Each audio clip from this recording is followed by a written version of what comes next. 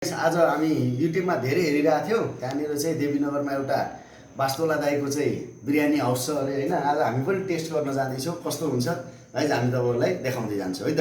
Okay, हामी start गऱ्यौँ। आज 99 को बिरयानी भनेर छ, त्यो 99 को स्पेसल बिरयानी छ भनेर। गाइस हामी तिनकुनेमा हो, यो तिनकुनेको चोक हो स्पेसली। हेर्नुहोस् रमाइलो छ बाटो, देवीनगरबाट भएर जाने हो। यहाँ चाहिँ अटोले अलि झेउ गर्ने बाटो हो। हामी यहाँ पुलमा आइपुग्यो हो, यो चाहिँ सानो नहरको पुल हो। यहाँ मन्दिर छ, शिव मन्दिर छ, बस्नलाई दामी ठाउँ छ है। दामी यहाँ बजार छ, देवीनगरको बजार। कुन बाटो भन्छ? नारायण पत्र होइन हजुर। है हामी चाहिँ आइपुग्नै लाग्यो वास्तोला रेस्टुरेन्ट स्पेसल। आज हामी वास्तोला रेस्टुरेन्टमा यहीँनिर हो सस्तो बिरयानी आइपुग्यो। त्यो युट्युबमा हेरेको थियो कि 99 हो, छ होला नि। ल खाइदिनु पऱ्यो खाने हजुर। युट्युबमा हेरेको तपाईँको, अनि त्यसमा भन्नु।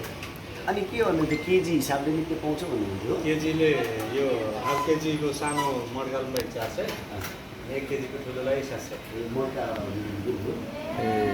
अनि चाहिँ यो त्यसमा अहिले यो चाहिँ चाखौँ अनि त्यसपछि त्यो चाख्नेपछि है। दाइले दामी 99 बिरयानी 99 को बिरयानी टेस्ट गरौँ है।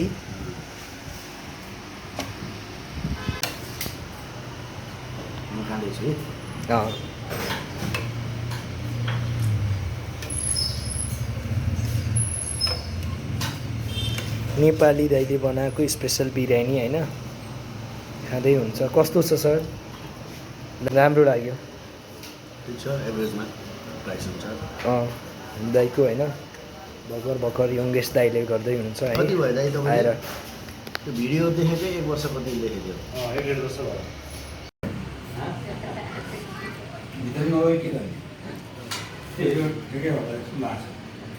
खाएर सकेपछि अरू पनि खाम जस्तो लाग्यो भने एकदम स्पेसल, अनि खाम जस्तो लागेन भने ठिकै।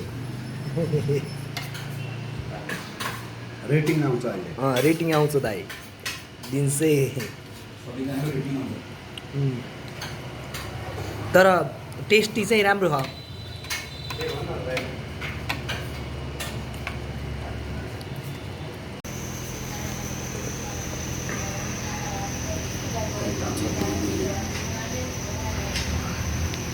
अगाउनु भयो, मिठो भयो। ठिक छ,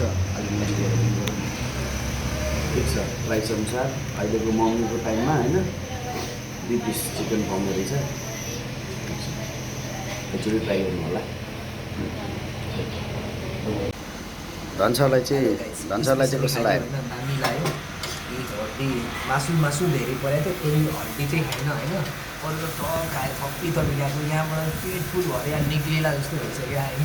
दामी है, तर एकदम अझै खाएको पनि अगाडि पेट भरियो पनि मुख भरियो होइन, अझै खाम जस्तो भइरहेको छ। अर्कोचोटि नै आउँछ यता गाइस, अर्कोचोटि खानु।